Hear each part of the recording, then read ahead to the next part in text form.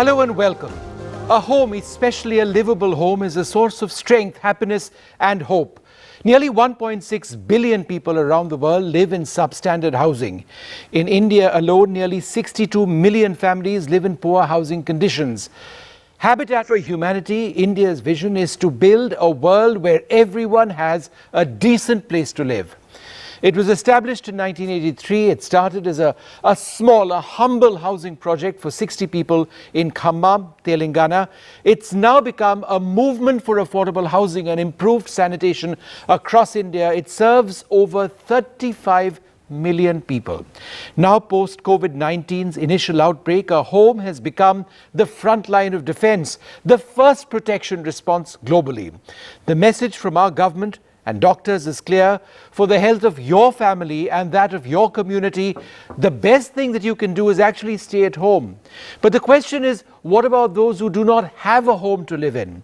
Our efforts to make sure that each one has a decent place to live are even more critical, especially for women, for children, and for vulnerable groups. Well, joining us to look at this, Rajan Samuel, Managing Director, Habitat for Humanity India. Thanks for being with us. Dr. Niranjan Hiranandani, co-founder and Managing Director of the Hiranandani Group of Companies, is also a member of the Advisory Board of Habitat for Humanity. We are also joined at this stage by another couple of wonderful panelists. Vijay Sethi is Chief Information Officer and Head of CSR. The Chief of Human Resources at Hero MotoCorp, and Priyanka Kriplani is Country Head, India SIPA SAS France, and a trustee at the Habitat for Humanity India. Thank you all very much for being with us. Mr. Samuel, let me come to you first. Why is it absolutely critical for us to be talking about housing at this stage? Habitat believes that the right to decent shelter indeed is fundamental right of each and every citizen. A decent home opens the door for improved health, better performance in school, and greater economic opportunities. Let me substantiate my statement with two case studies. Travel with me to Kadalur in Tamil Nadu to meet Kavita, a proud first-generation homeowner in a family. Here, Habitat has promoted a 360-degree engagement with the community, including working with the government in securing land titles, promoting livelihood opportunities, and creating self-help groups. Traditionally, Irula tribes were involved in catching rats and snakes. Now, Kavita has taught this community how to catch fish so that they can fend for themselves. For my second story, journey with me to New Delhi to meet Ruby, who lives with her parents and 5 siblings in a house built by Habitat. When asked about her dream, Ruby said, "I want to become a lawyer so that I can advocate for the poor." Last year, Ruby completed a 12th standard with 87% marks. Habitat not only builds houses, but also homes which incubate the dreams and aspirations of the people who live in it. I want to go across to Mr. Dr. Niranjan Hiranandani. Sir, COVID-19 and housing. How is housing at this juncture so critical in the fight against the pandemic?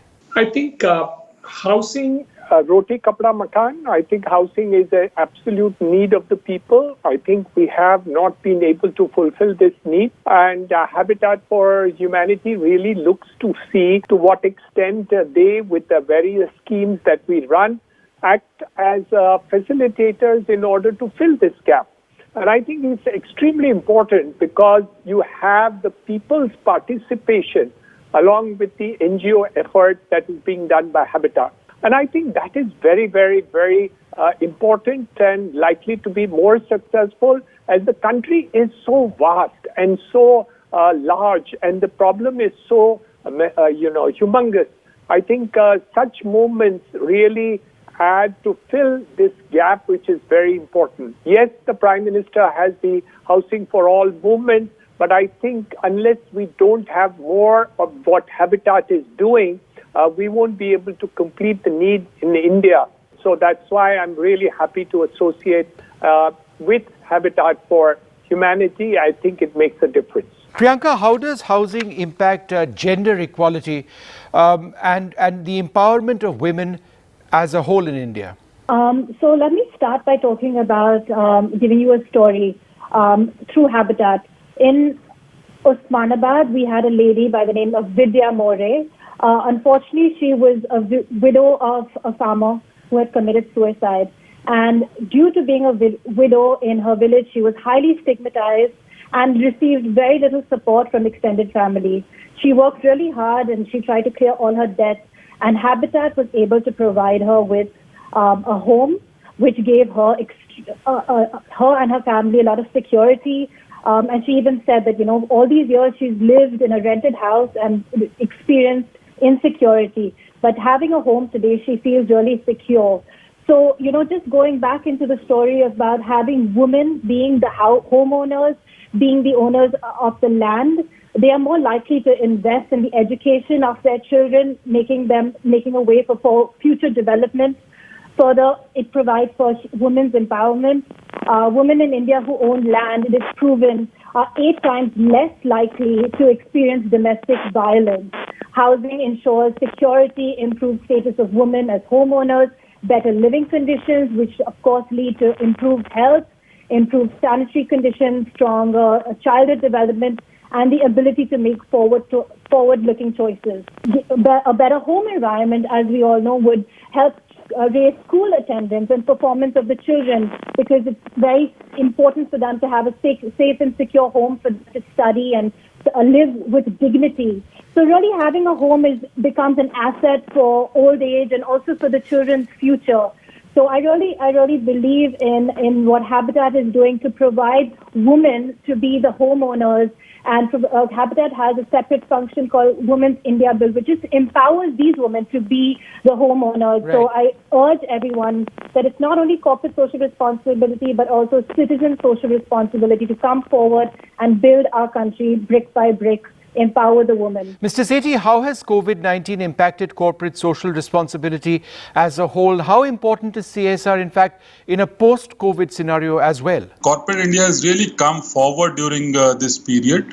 If I look at a normal year, in the month of, say, April, May, June, the net CSR spend of most of the companies would be maybe 10, 15, 20%. But over here, what I've seen is that in first 3 months, most of the organizations have spent up to 60, 70% of their CSR spend for the year. People have gone ahead.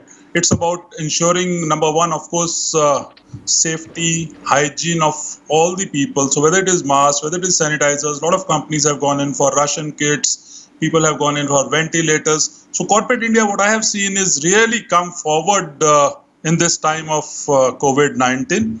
This is also kind of demonstrating that people are really looking at the current scenario, and they are not in the CSR running their own agenda, but they want to do something for the nation. And I'm really happy that how corporate India has come, whether it is funds for PM Cares or all of the initiatives that corporates have taken. It's time now for us to take this short break.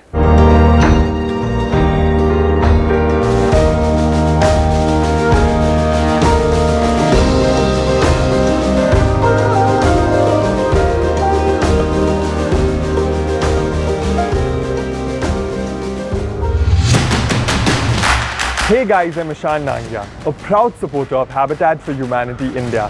For the past few months, everyone, right from our Honorable Prime Minister Shri Narendra Modi ji to doctors and even our parents, have asked us to stay home for our safety. But for millions of children in India, a home is just a dream. Habitat for Humanity supports these families. And now, we need you more than ever. Visit www.habitatindia.org to donate and volunteer with us. Every human being deserves to lead a life of dignity. A home is the first step towards this. I have seen Habitat evolve in India into a great organization. Habitat has made a qualitative difference. The Aditya Birla Group reaffirm our commitment to Habitat for Humanity. We owe this to ourselves, our people, and our country. The top-ranked Amity BTech attracts some of the most brilliant students of India who learn from distinguished faculty who have filed over 1,200 patents and do cutting-edge research. To apply for Amity's fully online admission process, visit amity.edu. I crave for those unforgiving roads, the sun in my eyes. That roaring engine come alive. Just can't wait. Choose the new BMW Easy Start plan. Get back what defined you, woke you up to the truth. From knowledge knocking at your door to information with your coffee to go. Take a stand. Your newspaper should be in your hands. To get a copy of your daily newspaper, log on to wantmypaper.com. The Times of India. I want my paper. Homes have been lost. There's desperate need for food and clean drinking water. Schools have become cyclone shelters and children are vulnerable. West Bengal is reeling from the aftermath of Corona pandemic and Cyclone Amphan. It needs our help. JSW and NDTV present All for Bengal in partnership Child Fund. Associate partners with Dhanseri and JIS Groups. Tomorrow at 12:30 p.m. only on NDTV 24/7. Multani कोका, cough syrup, तुलसी, वसा, यस्ती मधु, पिपली के गुणों से भरपूर जो खांसी पर करे तुरंत असर, ताकि बदलते मौसम के साथ आप न बदलें। With visualizations, concept learning and movie-like videos, Byju's is the best way to learn at home. तो पढ़ाई की लड़ाई खत्म करो. Let's download the Byju's app now.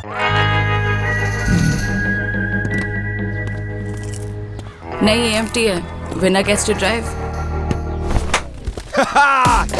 ओए, ये cheater रुक! Now with AMT, Renault Triber, space for everything. Renault, passion for life.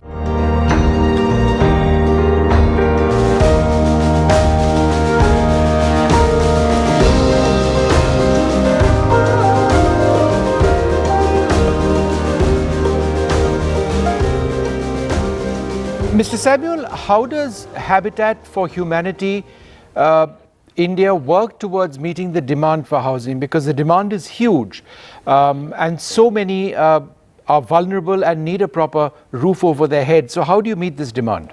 Yes, Vishnu, at the bottom of the pyramid, we have a category called economically weaker section of the community. So the demand, like you rightly said, is huge.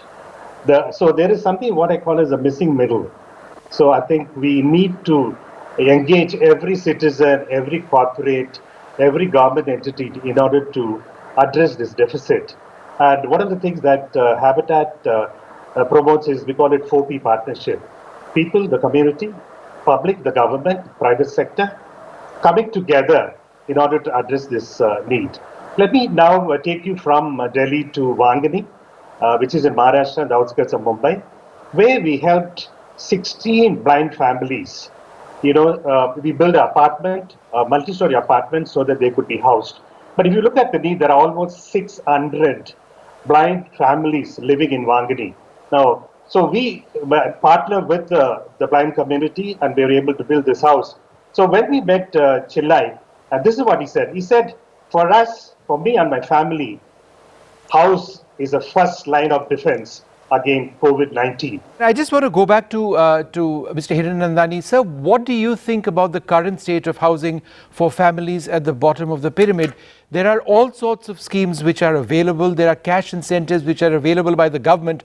But what is the overall state in your assessment? What more needs to be done? Well, Vishnu, I think the gap is still very large and a lot needs to be done both by the government, by the private sector, by NGOs like Habitat. I think if we all of us put shoulder to shoulder, then and only then can we actually overcome the entirety of problem.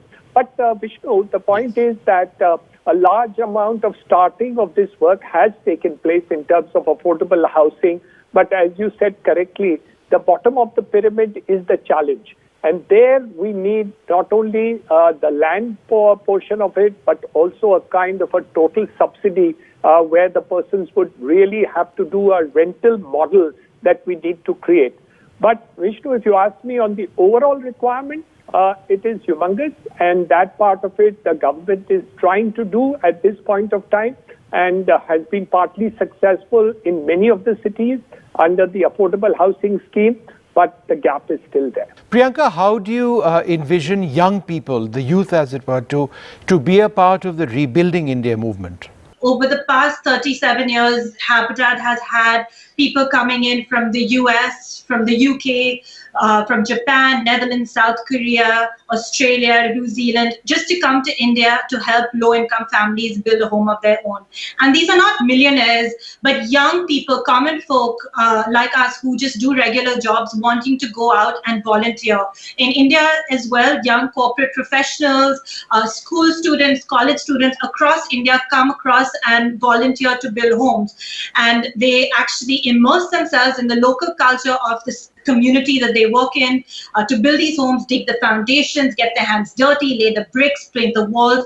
And this really helps the families have a home of their own. I myself personally have been a part of several Habitat builds, and I can vouch for it and say that it's an extremely rewarding opportunity to actually go out there and work together with the homeowners. We've also had celebrities like Brad Pitt, John Abraham, Jacqueline Fernandez, who have donated their time, labor and sweat to Habitat for Humanity. I do believe that the youth today are very keen to see a different tomorrow for India, and I believe that Habitat could provide a great opportunity for that. Mr. Sethi, how does the partnership between Hero MotoCorp and Habitat for Humanity impact the housing ecosystem? Tell us a little bit about this partnership. So, as Priyanka was saying, our own experience at Hero also with HFH has been fantastic. This is one team which really does things in a way which is very different from most of the other NGOs. As corporates, we always look forward to working with some of those NGOs who really want to work on the ground, who really want to ensure that the community is served. And we have worked with them in Maharashtra and even in Gujarat, even in Rajasthan, Haryana. So our experience has been fantastic. One of the key things apart from housing also is about sanitation, and you spoke about women empowerment earlier. So it's also about providing toilets and all that, because that, to my mind, is also one of the biggest things from a women empowerment. What we have seen is that in many schools, girls do not come to school or drop out after a particular age because there are no sanitation units out there. And that's where we have worked very closely with HFH to ensure that we put up toilets, especially for girls in these schools. And that education is one of the forces, as I see, for empowerment of women. Okay. Our experience has been fantastic with HFH. Mr. Samuel, how is Habitat fighting the battle against COVID? How are you supporting specific vulnerable groups? Which ones? Well, Habitat, we firmly believe that housing is a vaccine which will insulate the poor from any pandemic, including COVID-19 and other natural disaster. A healthy home is a vaccine that provides immunity and resilience, especially during COVID-19 times. During the last 70 days, Habitat India has rolled out a strategy called Pathways to Permanence. And this strategy has got 3 phases: prevention, protection, reconstruction, and recovery phase. So in the last 70 odd days, we have impacted almost 650,000 individuals from 17 states by giving out family essential kits and hygiene kits. We have done conditional cash transfer. We have done behavioral change training, including counseling. So more needs to be done. So we feel that as part of P2P, Pathways to Permanence, we need to look at the whole housing ecosystem. Dr. Hiranandani, do we need a pan-India movement for housing for all, like the Swachh Bharat Abhiyan scheme, which exists in the area of cleanliness? Vishnu, of course we do. This is the kind of a need which already the Prime Minister has announced it. The Housing for All scheme exists. The takeoff has happened both in the rural and the urban sectors. However, there are still huge gaps which are remaining.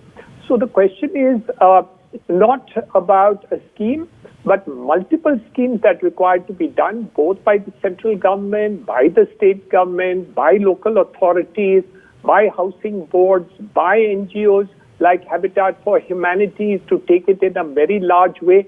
And each one of them actually does a niche into this factor. But the exciting niche which Habitat for Humanity does, here where you have the people themselves as a part of the movement, we tend to see that there is much better quality, much more better attention to detail, even in the bottom of the pyramid. Mr. Samuel, we're slightly short on time, so briefly, what is Habitat for Humanity India's plan of action for a long-term impact in the post-COVID world? Our strategy as part of Pathways to Permanence is to at least impact 2 million individuals through shelter intervention. We are talking about setting up care center, immediate, I think this is short and medium term. We are looking at transitional shelter for migrant workers in rural areas. The third thing we are looking at is to finance unfinished houses so that we can complete those houses, then people can move in. The fourth one is what we are promoting is called building in stages or progressive building. Dr. Hiranandani, how can the government of India work with organizations like Habitat for Humanity to fulfill the mission of housing for all? I think a people's movement could be launched on the lines of Habitat for Humanity and utilizing the infrastructure created by them to actually multiply this kind of thing where people's movement becomes bigger and bigger. And finally, Mr. Samuel, how can people actually support your work? Habitat for Humanity has been rated by CRISIL with 1A rating for the financial year 2019 and 20. Highest rating for financial efficacy and program delivery capacity. I appeal to corporations, governments, and the citizens of India to come forward and donate bricks. Nearly 24 crore families reside in India. If each family can come forward and donate one brick, we'll be able to build more homes. The brick that I'm holding symbolizes the heartbeat of communities at the bottom of the pyramid. Join hands with Habitat for Humanity in rebuilding India, brick by brick. Absolutely, and I can't think of a more important program, something which gives hope, something which gives shelter, safety, particularly in difficult times like this. It's been wonderful for us to be associated with Habitat for Humanity India, and we'll certainly back you as much as we can and hope this effort at providing decent quality shelter over the heads of those who need it the most goes through as best possible.